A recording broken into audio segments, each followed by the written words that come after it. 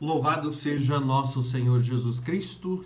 Estamos iniciando o sexto domingo do tempo pascal e eu gostaria de utilizar desse canal para dar umas orientações ou uns palpites, né, sobre esse sexto domingo da Páscoa. Então, nós teremos as leituras de João, capítulo 14, versículos 15 a 21.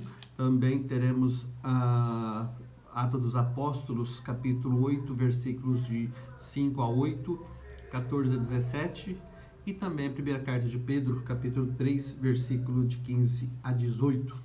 O Atos dos Apóstolos é marcado por duas particularidades, duas partes, melhor dizendo. Primeiro é a parte que evangelização da igreja primitiva através de Pedro, dentro do contexto de Jerusalém.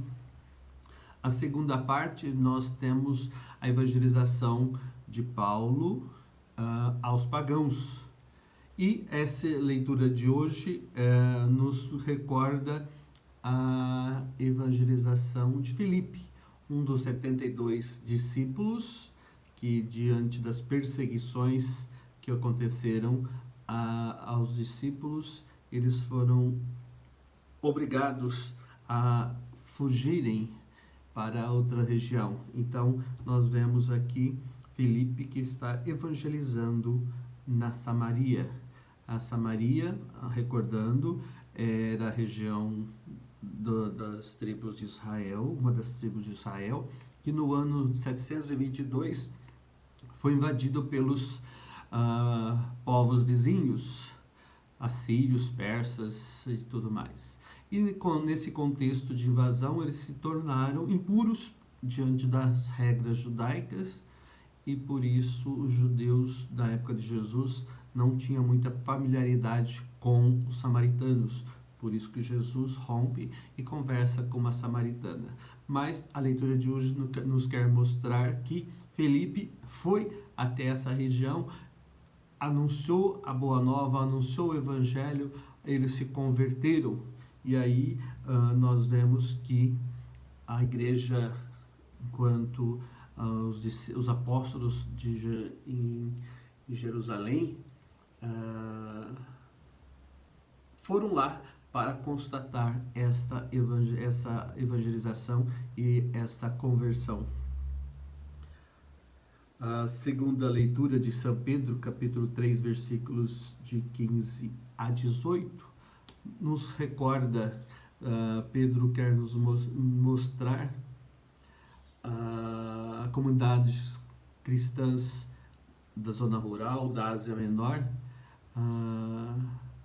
essas questões da fragilidade e vulnerabilidade diante das perseguições.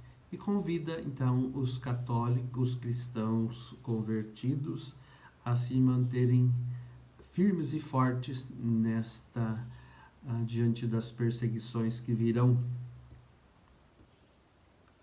E coloca Cristo como modelo para ele que passou pela perseguição e pela morte para ressuscitar. Então, também a nós, diante de tantas injustiças, não nos desanimarmos, mas nos mantermos firmes em Cristo Jesus. Já o Evangelho de São João, capítulo 14, João cita seu texto na última ceia, ou seja, é o testamento espiritual e a despedida de Jesus diante dos apóstolos. Ele está dizendo que ele vai morrer logo mais e que pede para os discípulos não desanimarem, continuarem a caminhar no caminho de Deus e amando a Deus e também aos irmãos. Para nós cristãos do século XXI, sempre devemos olhar esse pedido de Jesus como também mostrando que ele não vai nos deixar sós, que ele vai enviar o Paráclito, o Espírito Santo, o defensor, o advogado, que estará nos ajudando a recordar tudo que ele falou e nos fortalecendo diante das tempestades da vida.